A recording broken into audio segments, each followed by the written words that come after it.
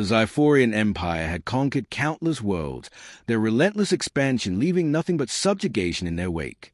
They were an empire of steel and fire, their war machines unrivaled, their fleets darkening the skies of every planet they deemed unworthy of independence. Earth was the last to fall, not because it was the strongest nor the most advanced, but because its people refused to break. When the invasion began, Earth's defenses held for May days. The Xiphorian warships arrived in waves, descending like gods from the void, their weapons tearing through military installations with pinpoint precision. Their ground forces moved methodically, crushing any attempt at resistance before it could fully form. The nations of Earth, despite their long history of division, united in a desperate final stand. But unity alone could not turn the tide against an enemy who had conquered star systems before humanity had even left its moon. The surrender came swiftly. Leaders of the world, battered and out of options, met in underground bunkers to sign the terms of defeat. The Xiphorian High Command broadcasted the moment across every screen, the image of Earth's leadership kneeling before their conquerors, a permanent mark of submission. The once mighty cities of humanity fell silent, their streets patrolled by alien enforcers, their skies filled with a distant hum of Xiphorian battle cruisers maintaining watch over a broken world. Most believed this was the end. But war does not end with surrender papers. Not for everyone. Beneath the ruins of Washington, D.C., a team of 6 Navy SEALs moved like shadows through the wreckage of the White House of Levels. The air was thick with dust and the acrid stench of burnt-out circuitry. Commander Jack Riker led the team, his movement swift and purposeful, his mind calculating every possible outcome with the precision of a man who had lived his life on the edge of death. "This isn't over," Riker muttered under his breath, pressing his back against the cold stone of a collapsed corridor. His second-in-command, Lieutenant Marcus Vance, checked the dim glow of his wrist-mounted HUD. "We're running out of time. Xiphorian patrols will sweep this sector in less than 20 minutes. Riker exhaled sharply. The world had moved on without them, accepting defeat. But he and his team had not. They had watched their brothers and sisters fight, bleed, and die, only for politicians to sign away everything they had sacrificed for. The Xiphorians believed the war was won, their attention shifting to the next conquest, the next planet to burn. But they had made one fatal mistake. They forgot about the men who had nothing left to lose. Riker glanced at his team, Vance, the silent strategist, Ortega, the demolitions expert, Hayes, the sniper with nerves of ice, Singh, the infiltration specialist, and Kowalski, the brute force when subtlety failed. Each of them carried scars, both seen and unseen, and each of them had refused extraction when the government had ordered an unconditional retreat. They weren't just soldiers. They were the last wolves in a land of sheep. "We hit them where it hurts," Riker said, his voice low but firm.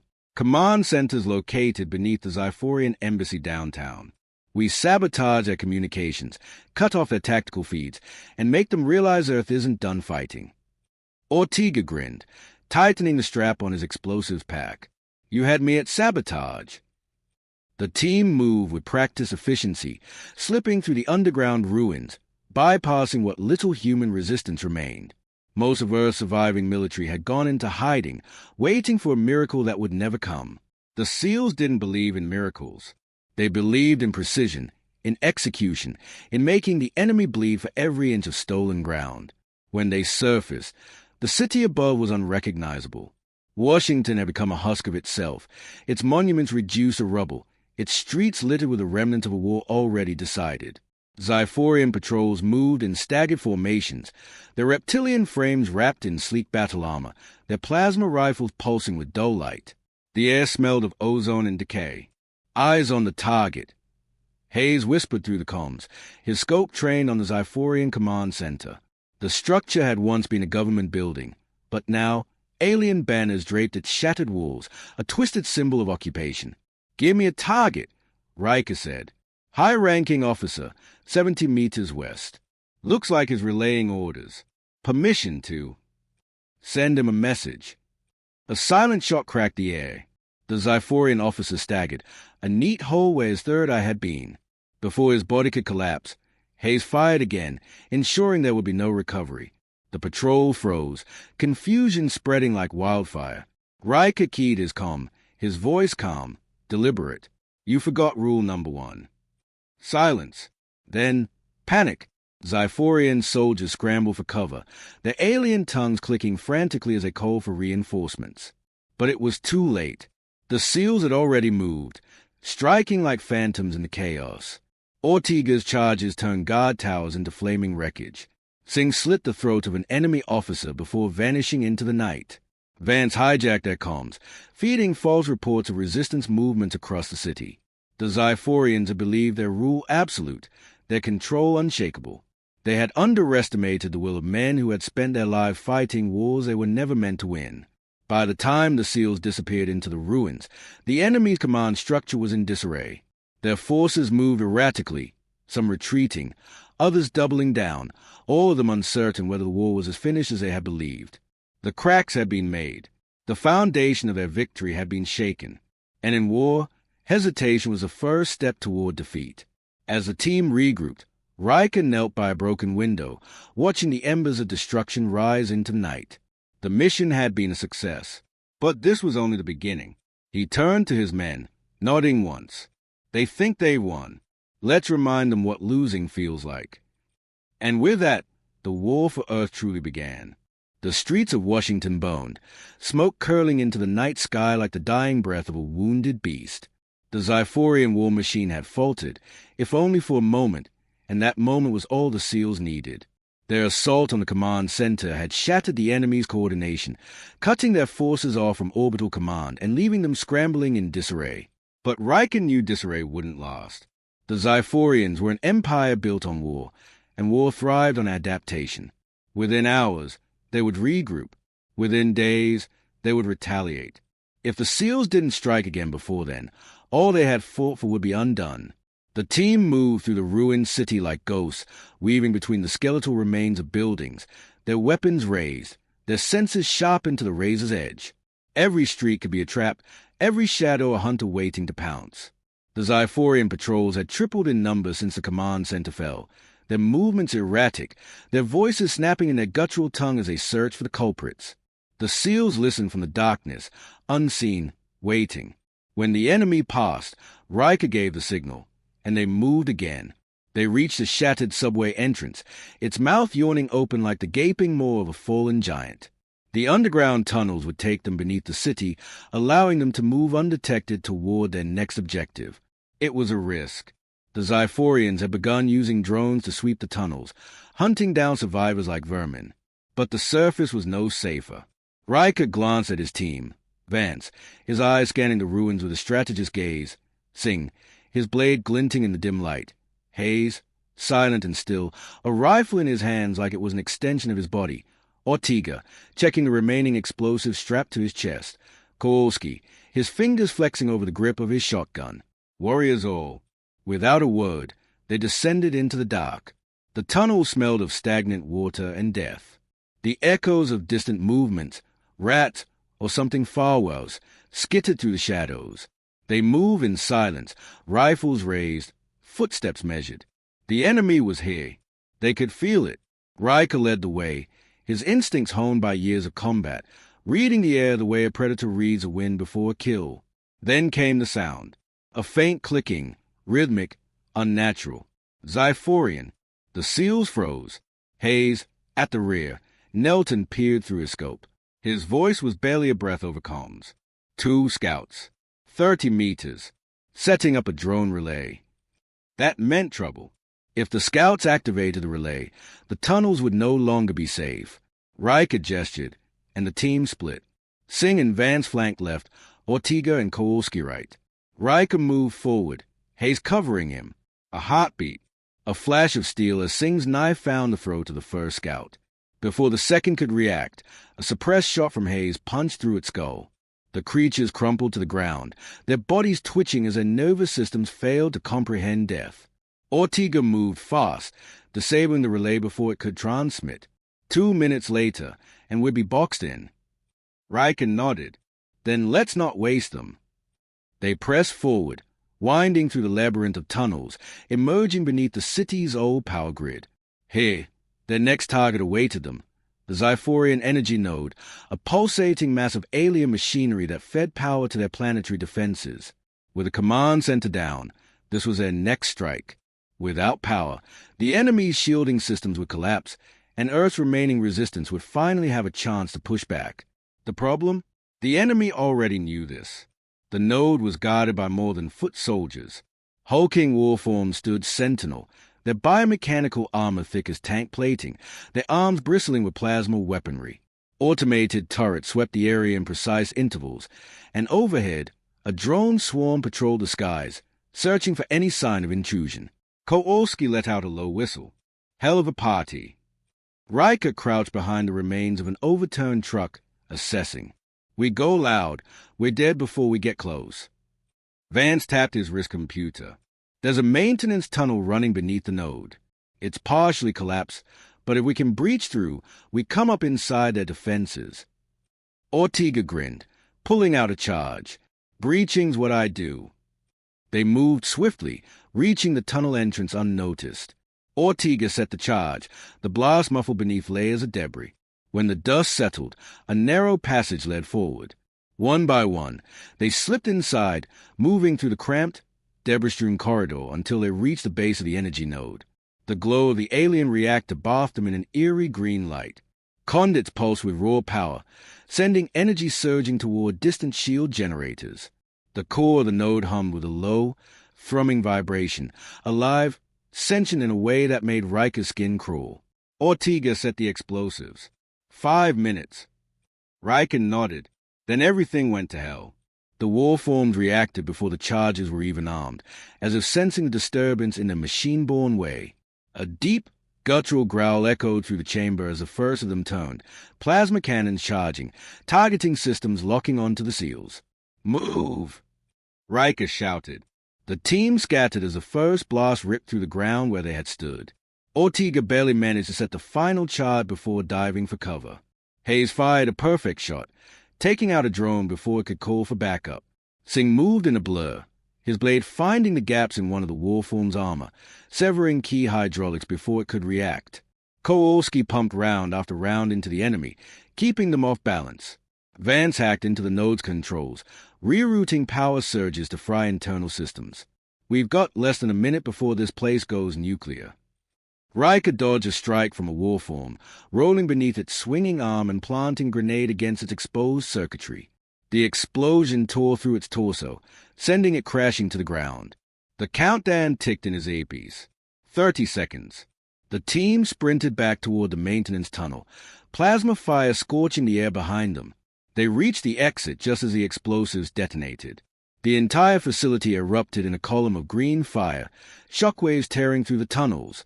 They hit the ground as a concussive force roared past them, sending debris and alien metal scattering into the night.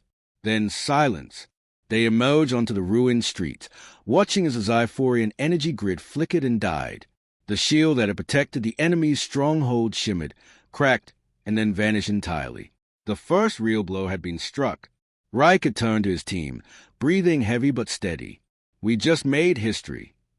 Vance smirked. Then let's make sure it's not a short chapter. As the last remnants of alien power faded from the sky, the war for Earth truly began. The sky above Earth was no longer just a domain of the Zyphorian fleet. Where once their warships had drifted unchallenged, wreathed in their impenetrable shielding, now they flickered with vulnerability.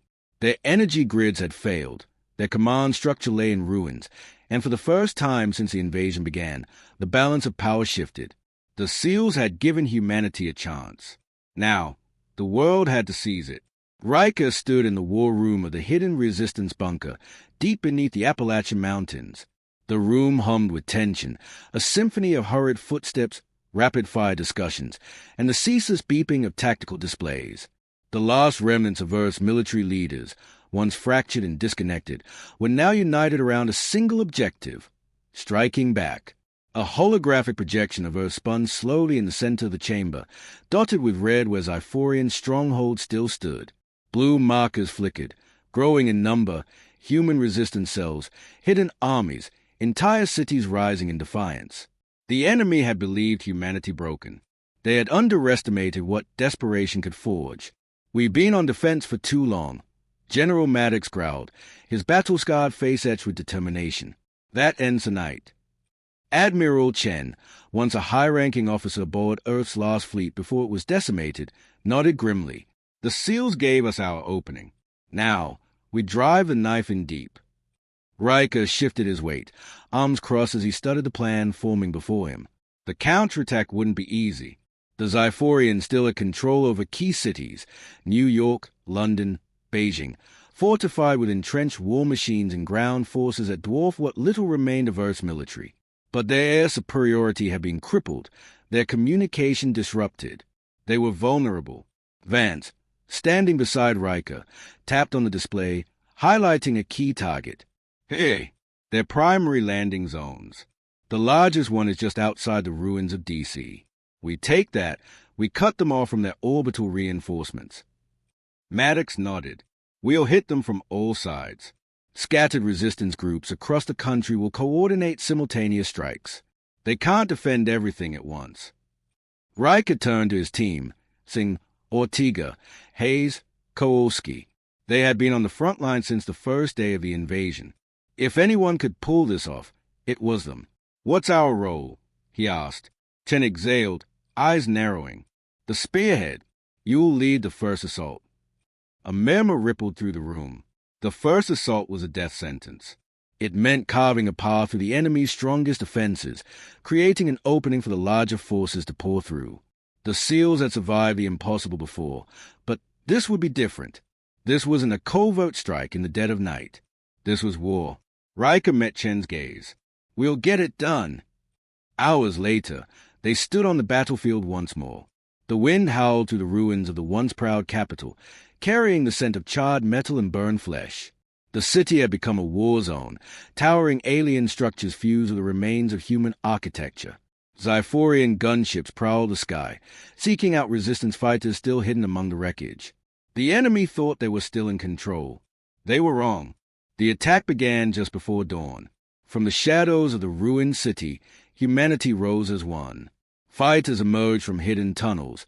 Snipers took their positions atop crumbling skyscrapers. Engineers armed makeshift railguns from salvaged alien tech. The first shots rang out like a thunderclap, and suddenly, the streets were ablaze with combat. Riker and his team moved like a blade through flesh, cutting a path toward the landing zone. Plasma fire lit up the darkness, streaks of blue and red slicing through the smoke-filled air. Hayes dropped an advancing warform with a single, well-placed shot to its optic core. Singh wove through the chaos, his blade ablur as he severed the lifeblood of the enemy one by one. Then came the roar of engines. Overhead, streaks of fire split the sky as humanity's last remaining warships descended from the stratosphere. Once powerless against the Xiphorian fleet, they now came armed with stolen technology, weapons forged from the wreckage of fallen enemy vessels. The first barrage struck with devastating force, Xiphorian towers crumbling as explosions rippled across the battlefield. The enemy reeled. For the first time, they were the ones on the defensive. Kowalski blew open the final barricade, sending Xiphorian soldiers scattering as the SEALs pressed forward. The landing zone loomed ahead, a vast clearing where towering enemy dropships stood like monoliths, their hulls pulsing with alien light. If they could destroy them before reinforcements arrived, the Xiphorians would be stranded. Ortega primed the charges. Cover me. Riker and the others unleashed suppressing fire as Ortega weaved between enemy cover, planting explosives at key structural points. Plasma rounds sizzled past, melting through stone and steel. A Xiphorian commander, larger than the rest, emerged from the chaos, its forearms bristling with weaponry. Riker emptied his magazine into the creature, but it kept coming. It lunged, striking with inhuman speed. Riker barely dodged, feeling the heat of plasma sear past his cheek. Then Singh was there, sliding beneath the creature's guard, his blade finding the gap between its armor plates. The commander convulsed, shrieking, before collapsing in a heap. Ortega's voice crackled in the comms. Charges set. 5 seconds. The SEALs sprinted back just as the first explosion rocked the landing zone. Fire consumed the dropships, the alien hulls crumpling under the sheer force. The shockwave sent Xiphorian soldiers flying, the battlefield engulfed in chaos. And then, in the silence that followed, something remarkable happened. The enemy faltered.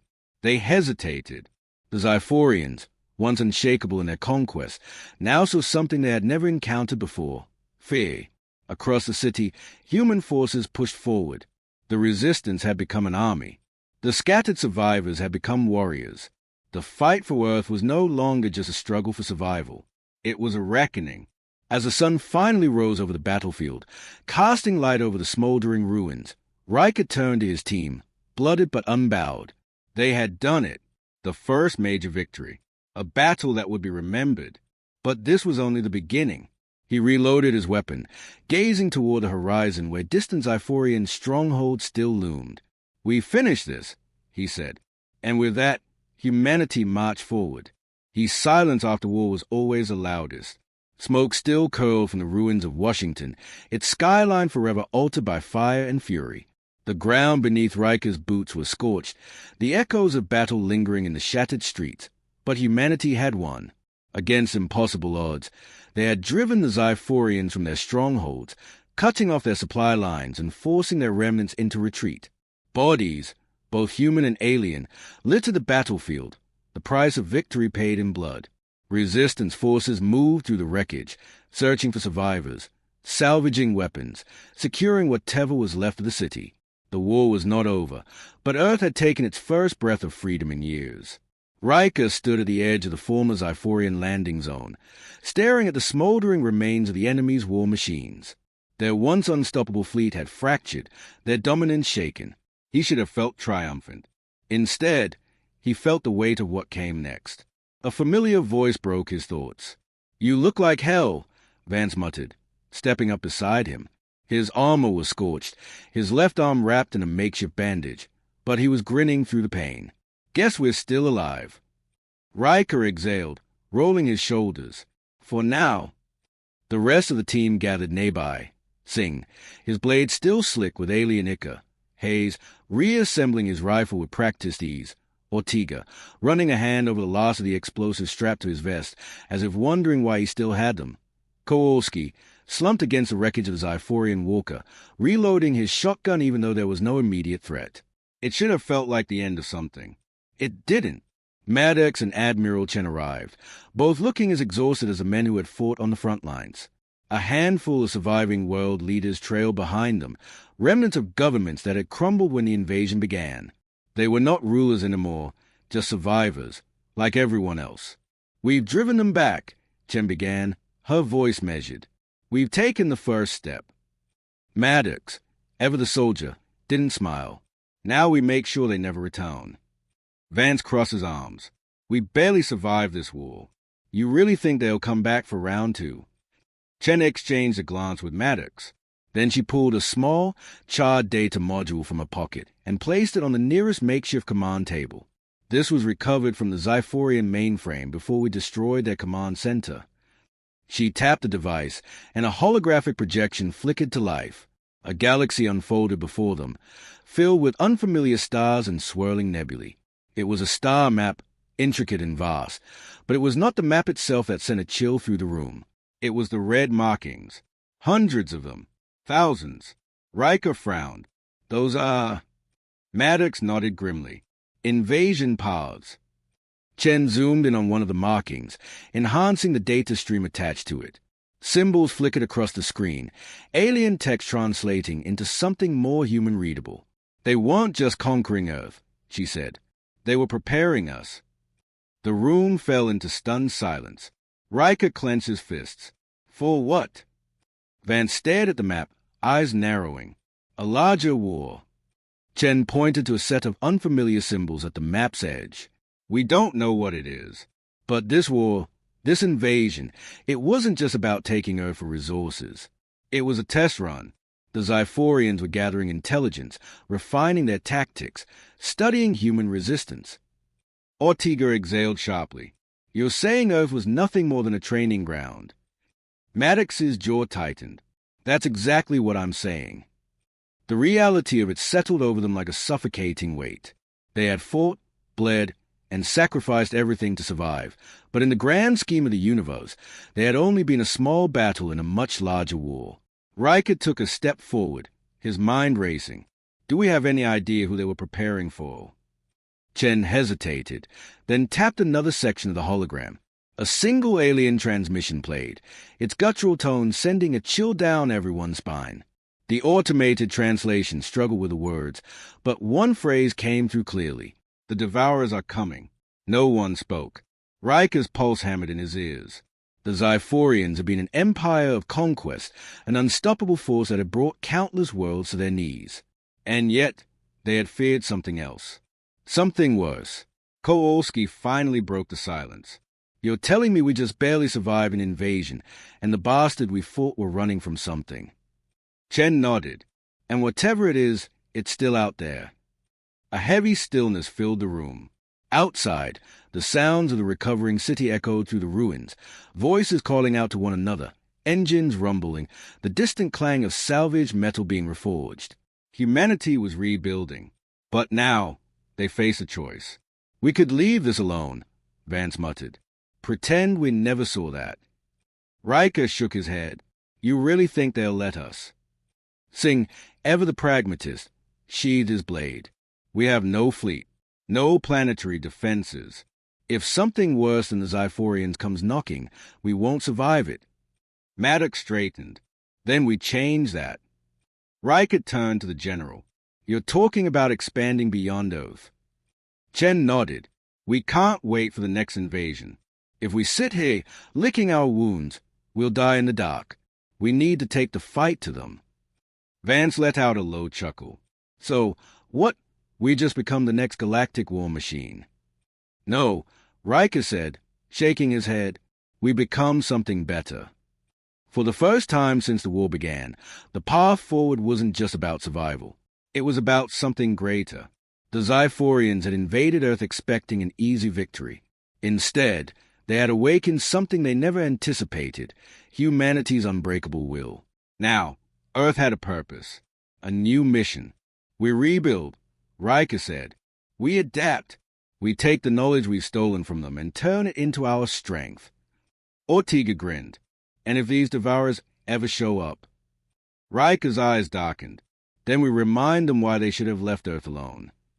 Outside, the first human warships, cobbled together from the wreckage of Xiphorian vessels, prepared for their first test flights. Engineers worked tirelessly. Scientists studied alien technology. Soldiers trained for battles beyond the stars. Earth had been a battleground. Now, it would become something more. The war was over, but the real fight had only just begun.